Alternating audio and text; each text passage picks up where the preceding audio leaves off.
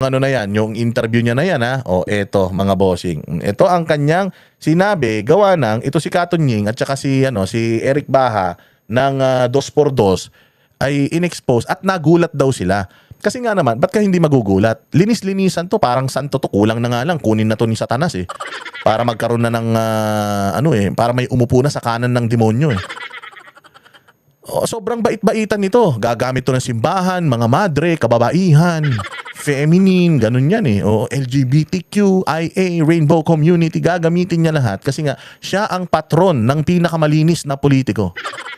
Oo, ang problema, meron pala siyang flood control project and other projects, ganun kalaki. Hanap siya ng hanap sa pera ni Inday na 125 million.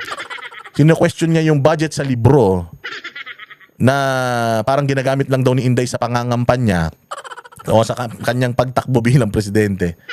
Ngayon, hahanapin namin ngayon, ma'am, anong nangyari sa insertion na yan at yan bang 750 million worth na flood control projects mo ay chinek mong personal? Oo, matibay po ba yan? Hindi po ba yan ghost project? Di ba? Yan ang sinasabi. Kaya sabi ko nga, karma na talaga to, karma. Ito na yung sinabi niya. Iginiit ni Senator Risa Ontiveros na wala siyang budget insertion sa gitna ng mga alegasyon. Wala siyang budget insertion. Dininay niya at all. Wala daw. May isiningit umano siyang bilyong-bilyong pisong pondo sa 2025 national budget. Sa kanyang social media post, sinabi ni Ontiveros na lahat ng mga minungkahi niyang amyenda sa budget ay dumaan sa tamang proseso. Maganda naman sinabi niya. Yung mga insertions, yung mga amendments, dumaan sa tamang proseso. Kasi hindi naman mali ang proseso ng insertions eh. Valid naman yun eh. Inaprubahan ng Senado, sigurado. Napirmahan nga ng presidente eh. So ibig sabihin, hindi naman mapipirmahan ng presidente yun, hindi malalagay yun sa GAA kung hindi nyo pinag-usapan sa Senado. Pero dito siya nadali. Wala siyang BICAM insertion. At inaprubahan ng Senado. Wala raw siyang BICAM insertion. Dagdag pa ni Ontiveros, hindi nga siya noon pumirma sa BICAM. Hindi daw siya pumirma. Hindi daw siya pumirma, kaya wala daw siyang BICAM insertions. Wala. At isa rin sa mga bumoto laban sa pagpasa ng 2025 budget report. So hindi ayaw din daw niya yung 2025 budget. Sige. Tumutang ang alegasyon laban kay Ontiveros sa isang radio show kung saan sinabing 3 billion pesos umano ang isiningit na pondo ng senadora. Mga kapatid, Nikki de Guzman po. Para sa mga impormasyong dapat ninyong malaman, Ayan. So dito na tayo ngayon. Wala daw siyang budget insertion. Pero alam ninyo, itong si Risa Ontiveros, magdidemanda to eh. Magdidemanda agad-agad to. Pero magtataka ka, ba't hindi siya nagdemanda? Yung pala, si Katon Ying, may ebidensya. Eto na ngayon, ilalabas ni Katon Ying. Dahil sinabi niya na fake news si Katon Ying, the ball is with Katon Ying. Yun nga yung sinasabi ko eh. Kapag idininay mo yung isang bagay, kailangan mo ng ebidensya. Ngayon, ikaw naman, kapag ka nagsabi ka, nagbigay ka ng iyong, tawag dyan, pag nag-akusa ka, dapat meron ka ring ebidensya. Nag-akusa ka eh. So, nag-akusa ngayon ito si Katon Ying. Medyo tinago niya muna yung kanyang ebidensya. Tinitingnan niya kung anong gagawin ni Risa Ontiveros. Si Risa, nag-deny kasi nga, bait-baitan siya eh. Baka magalit yung mga anghel niyang tagasunod. Yung mga kirubin na mga followers niya. Lumalabas lang tuwing mga kupido. Kirubin, kupido, anghel, may mga pakpak sa tenga. Yung mga paniki pala. So nag-deny siya. Wala daw siyang insertion. Patay ka. Ngayon, tinawag pa niyang fake news. Etong si Risa, Katon Ying. Katon Ying, the burden of proof is with the accuser. Ngayon, ito na, nilabasan ni Katon Ying. Sana naman yung mga nanonood sa atin ngayon, pinakinggan yung mabuti, sabi ko doon, kumpatsero, hindi ako makapaniwala. Parang hindi ako makapaniwala kasi naman, paano ka naman maniniwala na may insertion, especially sa flood control, si Senator Risa Ontiveros, ang tingin natin sa kanya, talagang hindi siya papayag dito. Diba? Because she champions human rights. Na parang ang bait-bait niya. Na ang linis-linis niya, puting-puti. Pag nakita mo siya, mahihiya si Mama Mary sa kanya. Mas banal siya kay Mama Mary. Si Mother Teresa, magre-retire ng maaga dahil sa kanya. Lahat ng mga santong babae, Talagang magmumukhang basurero sa kanya sa sobrang linis ni Risa. Kaya takang-taka si Katunying. Sabi ko nga sa inyo ito si Risa, nilaglag to ni Bongbong. Tao ni Bongbong to si Katunying. Naghahanap lang talaga din ito si Bongbong ng masisisi na iba. Kaya ayan, inilabas yan. So ngayon, nagtataka daw si Katunying na sa pagkakakilala niya kay Risa, walang bahid. Hindi naman niya inakusahan si Risa na nagnakaw. Ang sinabi lang niya, nagulat ako. Bakit meron siya ng mga proyekto to? At ang laki ng pera, 3.03 billion. Yung idinagdag niya. Papaano siyang pa-approve ng ganung kalaki na budget? Minority senator yan. So kung ang minority senator nakakapagpa-approve ng insertion na 3.03 billion, what more yung mga kaalyadong senador? Ilang billion ang insertions nila? Ngayon naisip ko, hindi kaya, ito tanong lang hindi ko sinasabing, ito talaga, tanong lang. Hindi kaya, hindi ba may mga bumabaliktad siya na mga testigo dahil binayaran niya di umano? Hindi kaya dito kinuha yung pinambayad sa mga testigo niyang bumaliktad? O kaya, hindi kaya siya nag-iimbestiga laban sa mga alyado ng Duterte para i-approve itong napakalaking insertion na ito? Again hindi sila magkaalyado ni Bongbong, hindi sila magkapartido, hindi sila magkakampi. Papaano niyang napago yung hindi naman niya kabate? Kasi ako presidente, so, yung payagan lagyan ng ano yan. Patayin, di ba ganyan dyan patayin niyo yung ano na yan, yung distrito niyan. O kung halimbawa ito, 3rd district, patayin mo yung distrito niyan, kalaban ko yan Yung bigyan ng budget yan, ganun ang ginagawa ni Romualdez pag hindi daw pumirma doon sa di ba? Sa di umano doon sa impeachment. Walang budget yan. Huwag bigyan ng yung allocation yan, di ba ganun? So kung ako, hindi tayo close, insertion mo, i-veto ko lahat yan. Veto, halimbawa ako si Duterte. Sinasabihan mo ko na magnanakaw kriminal ako. Tapos, pag-check ko ng budget, may insertion ka. Ang laki-laki. Anong gagawin ko bilang presidente? Veto ko to. Alisin ko yan. Huwag niyong bigyan proyekto yan. Di ba?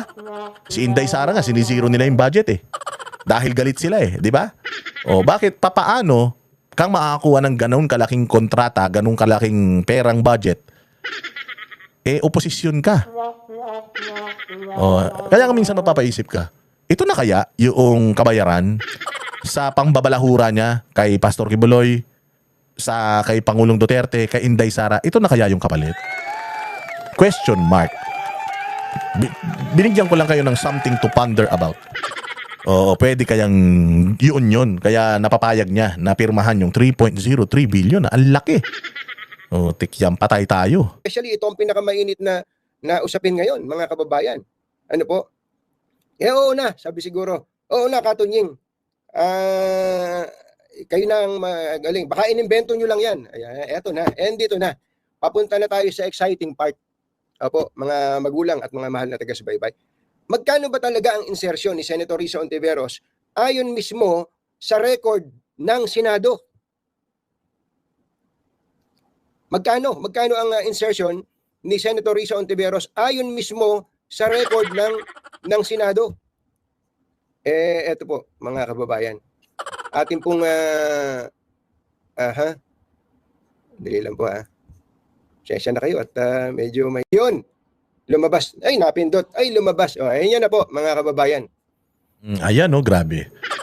Proponent, Senator Risa, 3.035 800 billion. 3.035.8 billion, billion. Ito yung naka-highlight. Sinili Flood Control Structure, Santiago City, Isabela. Multipurpose, Construction Road, Pangasinan, La Union, Pangasinan. Bicol Norte, Pangasinan, puro Norte to. Sino presidente? Tiga Norte. Sino nag-a-approve ng budget? Tiga Norte. Mantakin mo Risa Hontiveros, tigasan ba si Risa Hontiveros? Saan ba probinsya niya? Pero di ba dapat ang uunahin mo probinsya mo? Bakit ang inuna mo na mga proyektuhan Solid North? Hindi, ito nagtatanong lang ako kasi nakikita ko dito 15 million, 15 million, 15 million, 555, 10 million, 20, ang laki 100 million, no? 100 million flood control structure. Santiago City, Isabela. Grabe. So isa pa lang to na flood control this is 100 million.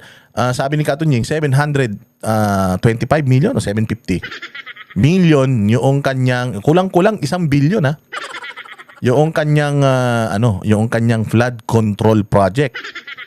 Sige, diretso natin to. Diyos ko po, Risa, ikaw talaga. So, yan po yung ilan sa mga insertions o amendment ni Senator Risa Hontiveros ayon mismo sa record ng Senado. Ano po? Ayan po, yan po ay ang total po pag nakita ninyo, mga kababayan, ay andito, nakikita niyo po ba to? Yan, ito itong iniikutan ko na yan. 3,035,800,000. Ayun ito pa yung ito pa yung isa Olongapo, Aurora, Bataan, Bulacan, Pampanga, Tarlac, puro sa norte nga, no? Tarlac, Moncada, flood control. Paniki Tarlac, flood control. Kamiling, flood control. Ito yung nakaraang Minamasilya. Yung Minamasilya lang, sa may Kamiling yun Flood control sa Tarlac, puro sa Puros norte Tingnan nga natin, anong probinsya ni Anong probinsya ni Risa Hontiveros? Risa Hontiveros Province. Yan. Risa Hontiveros Province.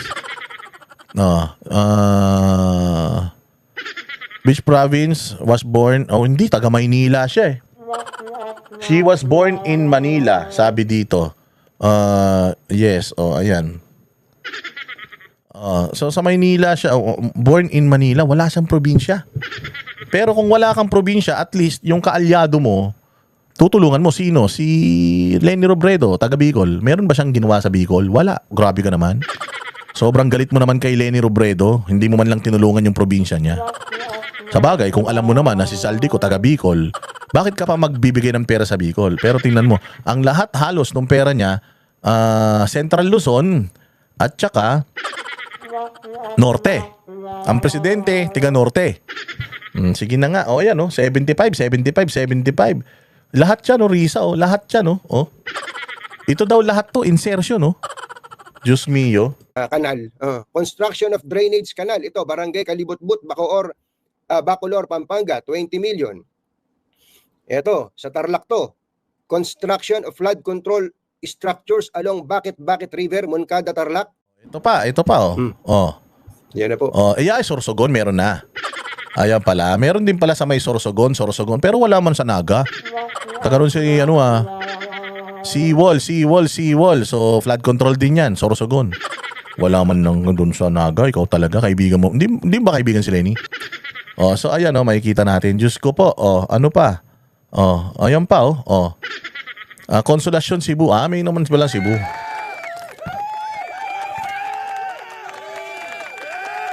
So this is according to Katunying. Hindi ko nakukumpletuhin yung sinasabi ni Katunying. Pero dito lang kasi nagtaka talaga si Katunying Bakit parang galit na galit ka, Risa? Wala naman ako sinabing masama. Sinabi ko lang, nagulat ako, may insertion ka din. Kasi sinabi ni JB Ejercito na meron talagang lahat talaga ng senador may insertion. Sinabi din ni Lacson, may mga insertions yung senador. Hindi masama yung insertion Ang masama kung yung insertion ninakaw. And you will only deny yung insertion kung magnanakaw ka. Because kung meron kang insertion at dininay mo, ang sinungaling, sabi nila, kapatid yan ng magnanakaw. Siya po mismo nagsabi, ang amendment ay insertion. Ang insertion ay amendment. Wala pong masama sa insertion. Wala rin pong masama sa amendment. Naging masama nung dininay. Ngayon, anong isasagot kaya ni Risa dito? Paano kaya ititwisto ng mga kakampwet? Hindi ba? I mean, maganda nung punto dito ni Katunying. Ang sinabi kasi talaga dito ni Risa Hontiveros, lahat ng budget under sa kanya approved ng Senado, BICAM, which is true. Alam naman natin. At lahat ng amendments, sabi niya, ay aprobado. Amendments. Ano ba ang amendments? According to JB Ejercito, ang amendment ay insertion. So kung meron kang insertion, ba't dinideny mo? Yun ngayon ang malaking question mark. Ngayon, yun ang tanong na susunod kay Madam Risa. Madam Risa, sa sobrang linis ng pagkatao mo, sa sobrang bait mo, I believe hindi ka magnanakaw. Now, question is, ba't sinungaling ka? Ba't ka nagsinungaling, ma'am?